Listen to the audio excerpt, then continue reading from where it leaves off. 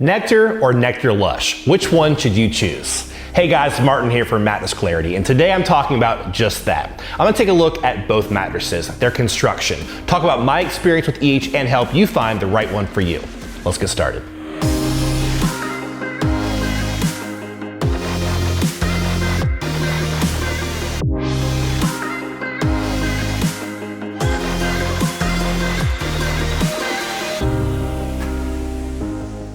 First off, if you want to see a list of our top picks for mattresses, head over to mattressclarity.com. There you're going to find some great reviews on mattresses, bedding, pillows, and great discounts as well. Also, stick around to the end of the video. I'll be answering some frequently asked questions about the Nectar and Nectar Lush mattresses. So let's start off by talking about the similarities between these two mattresses. First off, they both come from Nectar, obviously, so very similar customer service terms, same sleep trial, same warranty as well.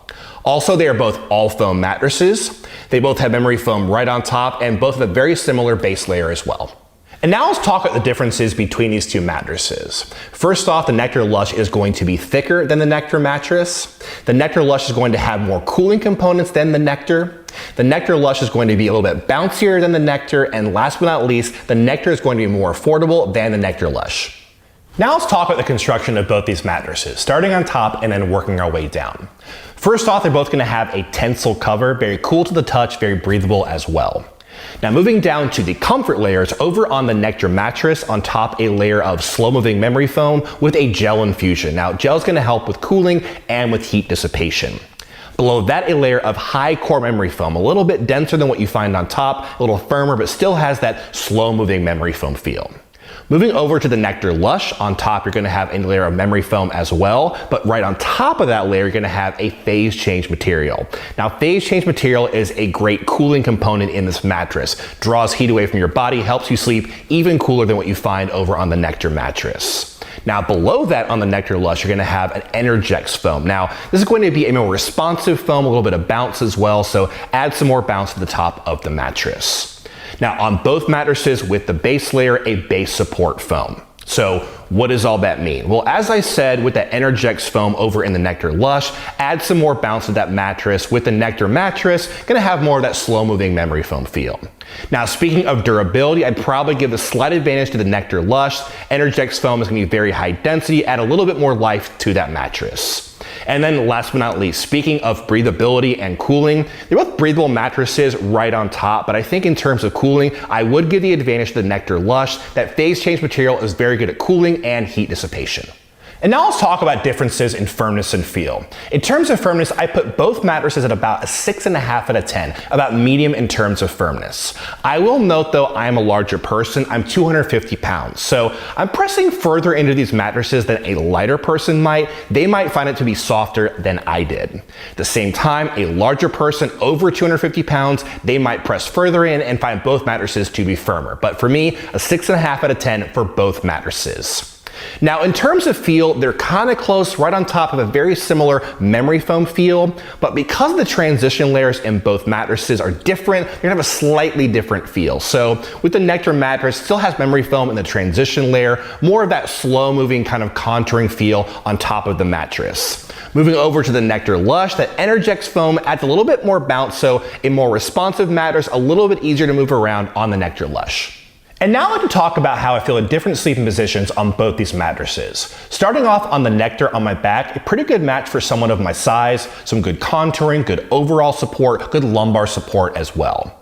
Moving to my side though, I am feeling some more pressure on my shoulders and my hips. Again, I think if you're a lighter person, you might feel better pressure relief than I did on the Nectar mattress. Moving to my stomach, not supportive enough for me. I'm bowing in at the hips, I am getting out of alignment.